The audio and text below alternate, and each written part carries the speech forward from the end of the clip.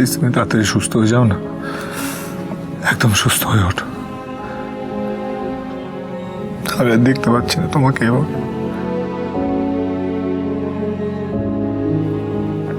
আমি তোমাকে আগের মতো দেখতে চাই, একদম আগের মতো। ছুটে দৌড়ে বেড়াচ্ছ, মজা করছো, ইয়ার্কি করছো, ঠাট্টা করছো, মান অভিমান দেখাচ্ছ, রাগ দেখাচ্ছ।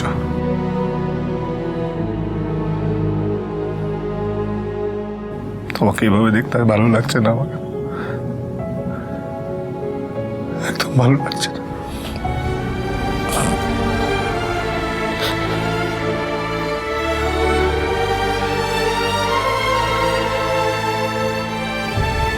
প্লিজ প্লিজ লক্ষ্মীটি এবার উঠে পড়ো, উঠে পড়ো প্লিজ।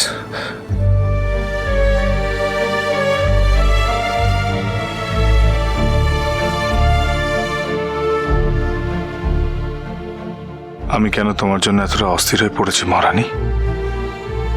জীবনে আমার উপর দিয়েও তো ঝড়ঝাপটা কম কিছু যায়নি, কিন্তু কখনো তো এতটা অসহায় বোধ করিনি, এতটা হেল্পলেস মনে হয়নি নিজেকে। কিন্তু আজ হচ্ছে, তোমার জন্য হচ্ছে।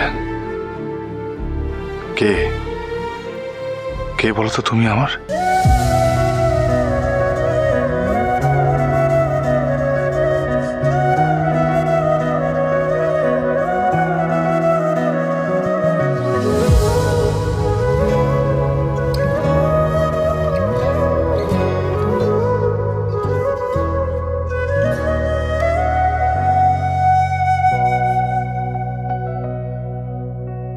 আমি মেজদাকে কোনোদিনও এতটা অসহায় আর অস্থির হতে দেখিনি, কোনোদিনও না। তুই কি রে? হ্যাঁ, আরে তুই তো অনেক ছোট। আমি নিজেই মেজদাকে কখনো এরকম অসহায় দেখিনি। আমি তখন ছোট। আমার খালি মনে আছে যে মেজদা একদিন স্কুলে গেল, তারপর আর বাড়ি ফিরল না, আর বাড়ি ফিরল না। তারপর বছরের পর বছর আমার মেজদা ভাইয়ের সঙ্গে কোনো দেখা হয়নি। তারপর বেশ কয়েক বছর পর মেজদা ভাই একবার বাড়ি ফিরেছিল, কিন্তু মা ওকে বাড়িতে ঢুকতে দেয়নি। তারপর মেজদা ভাই গ্রামের বাড়িতে চলে গেল, ঠাম্মির কাছে। ও ওখানেই থাকতো। তারপর মেজদা ভাই আবার বড় হয়ে ফিরে এলো ইঞ্জিনিয়ারিং পড়তে। ইঞ্জিনিয়ারিং ফার্স্ট ইয়ারে ভর্তিও হলো, কিন্তু কি যে হলো, ওর মায়ের প্রতি এত রাগ, এত অভিমান, পড়াশোনা সব ছেড়ে দিল, নিজের জীবনটাকে নষ্ট করে দিল। শিব, একদম ঠিক বলেছো তুমি, একদম ঠিক বলেছো। মহারাজ ব্রিলিয়ান্ট স্টুডেন্ট ছিল। আমাদের বোকা বাউন্ডুলে ভালো মানুষ দাদাকে একমাত্র বন্ধুই পারবে বেঁধে রাখতে। দেখো বন্ধু এখন ওর কত আপন, ওর কত চিন্তা বন্ধুর প্রতি। হ্যাঁ সত্যি, একমাত্র পূজা বৌদিই পারবে মহারাজের জীবনটাকে এখন গুছিয়ে দিতে। এই মহারাজটা সারাটা জীবন অন্যের হয়ে খালি ভেবে গেছে আর অন্যের হয়ে করে গেছে। ওরা তো এখন উচিত নিজের জীবনটাকে গুছিয়ে নেওয়া। ওরা দুজনে ভালো থাকুক, আমি এটাই প্রার্থনা করি। পূজা বৌদি যাতে খুব তাড়াতাড়ি সুস্থ হয়ে ওঠে। ঠিক বলেছেন, ঠিক বলেছেন সৌরভ দাদা। ভগবানের কাছে প্রার্থনা করি ওরা যেন সারা জীবন ভালো থাকে, আর আমার দিদিটা যেন তাড়াতাড়ি ভালো হয়ে যায়।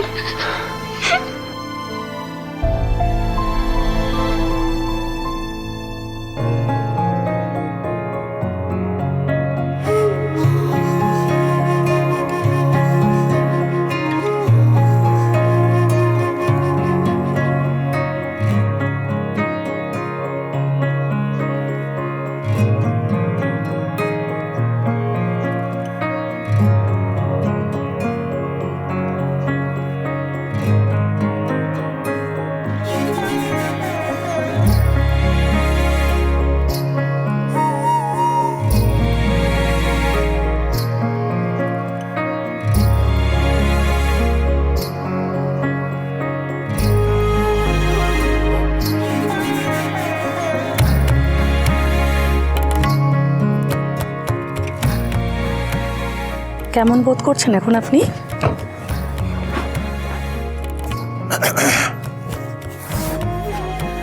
কেমন আছে সিস্টার এখন? একদম ঠিক আছে। আচ্ছা, আর কোনো অসুবিধা নেই বলুন। না না, ডাক্তার এখনই চেক আপে আসবেন, উনি আপনাকে সবটা বলে দেবেন। হ্যাঁ। আপনি ঠিক আছেন তো? সারা রাত তো আপনি এভাবেই কাটিয়ে দিলেন। হ্যাঁ, আমি একদম ঠিক আছে, একদম ঠিক আছে।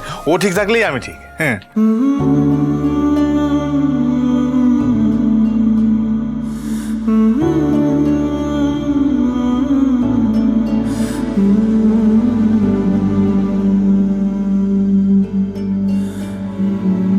আপনারা নিজেদের মধ্যে কথা বলুন। Thank you sister.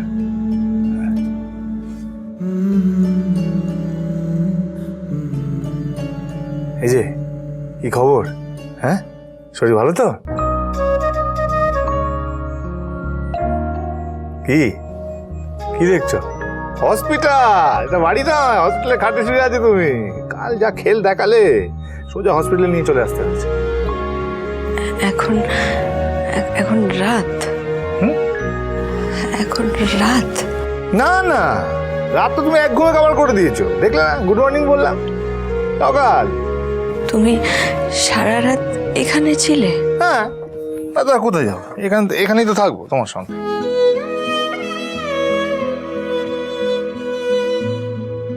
না মানে আমি তো যেখানে সেখানে ঘুমিয়ে পড়তে পারি, আমার কোনো অসুবিধা নেই। এখানে একদম দিব্যি ঘুম দিয়ে দিলাম।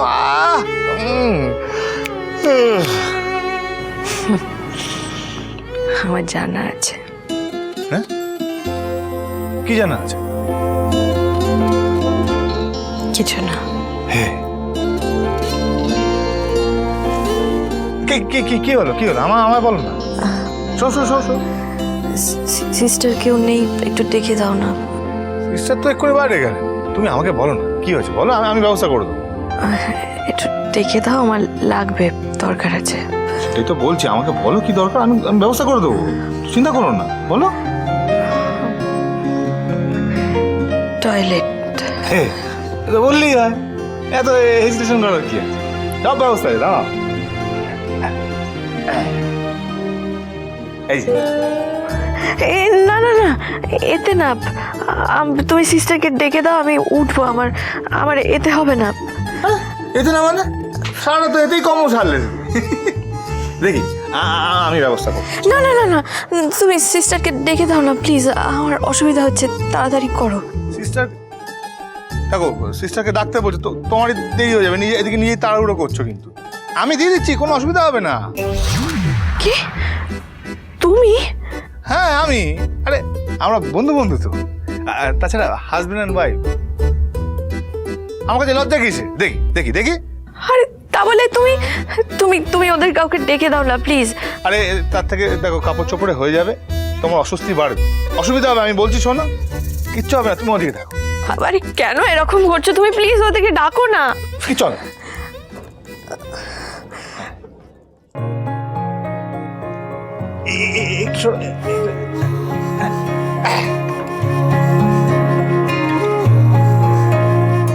না করো।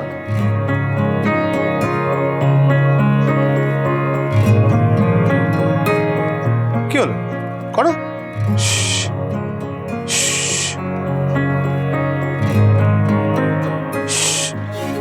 আরে আমার দিকে দেখছো কি? করো না।